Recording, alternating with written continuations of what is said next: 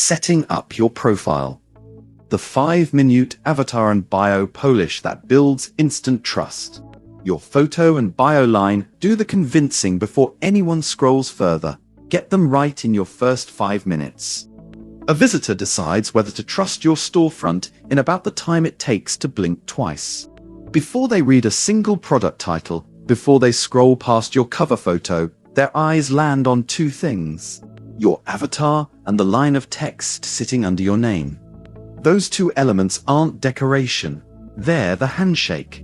Get them right, and a stranger relaxes, thinking, okay, this is a real person who knows what they're doing. Get them wrong, blurry photo, cropped off face, a bio that just repeats your username, and you've spent your one shot at a first impression on nothing. This isn't about redesigning your whole storefront or rewriting your sales copy. That's a bigger project for another day. This is the tiny 5-minute polish that most creators skip on day 1 and then never circle back to fix. Why the avatar carries more weight than you think. Faces are processed differently than almost anything else the brain looks at. It's automatic, it's fast, and it happens before conscious thought kicks in. That's why a clear, warm, well-lit photo of an actual human face reads as trustworthy in a fraction of a second, while a logo, a cartoon, or a heavily filtered photo makes a visitor's brain pause and ask, wait, who is this? That pause is friction, and friction is the enemy of a sale. If you've ever wondered why creators with a modest following sometimes out-convert creators with 10 times the audience, this is frequently part of the answer. The smaller creator's storefront simply feels more like a person and less like a brochure. Inside the store designer, your avatar sits in a fixed circular frame, so the crop matters enormously. A photo that looks great as a rectangle on Instagram can turn into an awkward sliver of forehead and shoulder once it's forced into a circle.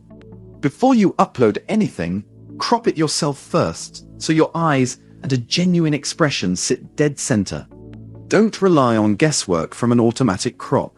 Face fills roughly 60–70% of the frame, centered, both eyes visible, even, natural lighting. No harsh shadows across half the face. Plain or softly blurred background so your face is the obvious focal point.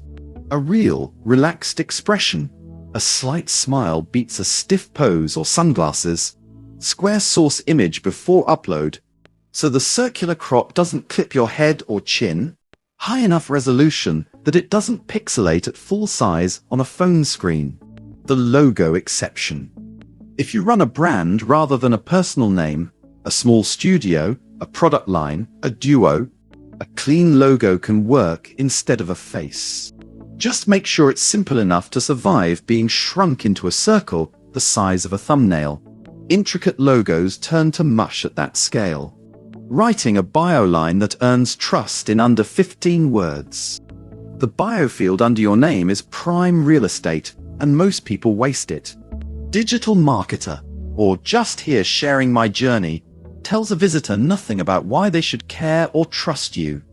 A strong bio line does one of 2 things fast. It states a credible, specific outcome you help people reach, or it names a concrete credential or number that makes you believable. Compare yoga instructor to helping desk workers fix their posture in 10 minutes a day. The second one is a promise a stranger can picture immediately. And a promise they can picture is a promise they trust more. Instead of, content creator. Try, I edit reels for busy founders, 500 plus videos shipped. Instead of, wellness coach. Wellness coach. Try, nutrition plans for new parents who have 0 time to cook. Instead of, artist. Artist. Try, custom pet portraits, 3-day turnaround, 200 plus happy owners. Instead of, be your handle everywhere. Try, templates that get your freelance invoices paid faster. Numbers are doing a lot of quiet work in those examples. A follower count, a client count, a turnaround time. You don't need a huge number to make this work. 37 students so far reads as more credible than no number at all, because specificity signals you're tracking real outcomes rather than making a vague claim. If you're short on numbers right now, lean on specificity of outcome instead. Name the exact result, the exact audience, or the exact time frame. Contact info, the trust signal nobody talks about.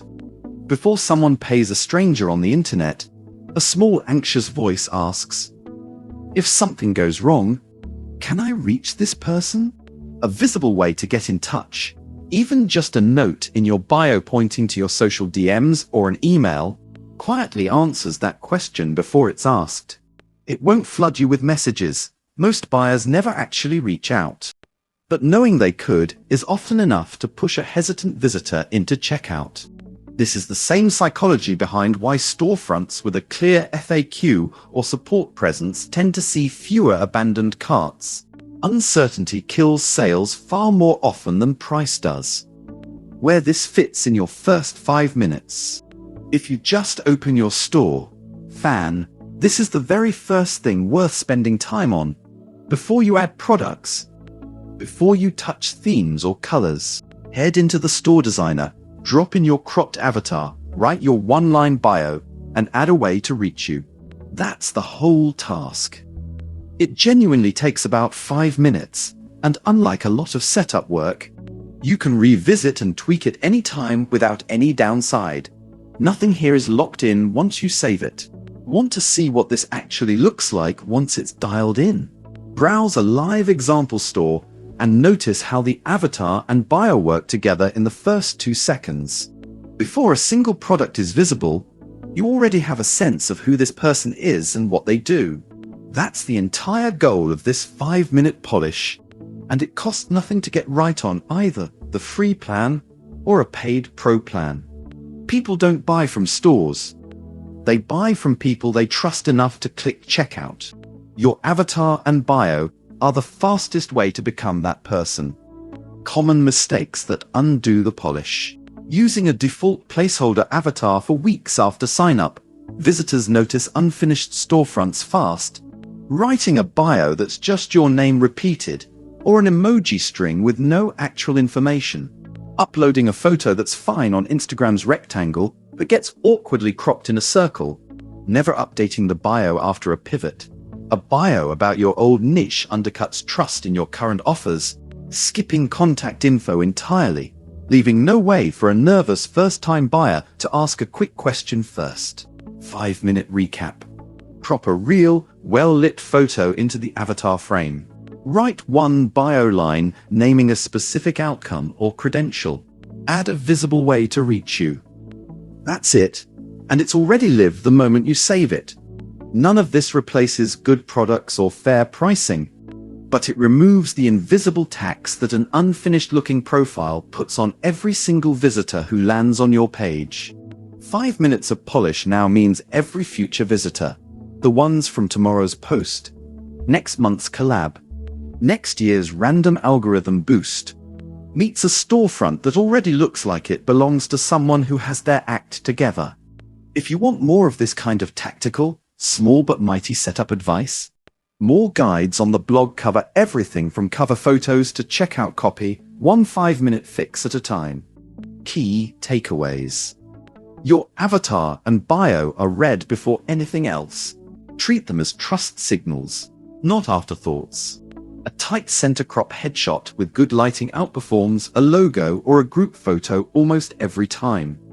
Your bio line should answer, "Why should I trust this person?" in under 15 words, not restate your job title. Contact info, a visible way to reach you, quietly reduces refund anxiety and pre-purchase questions. This whole polish takes about 5 minutes inside the store designer and can be redone anytime. Start your creator store, free, at store.fan.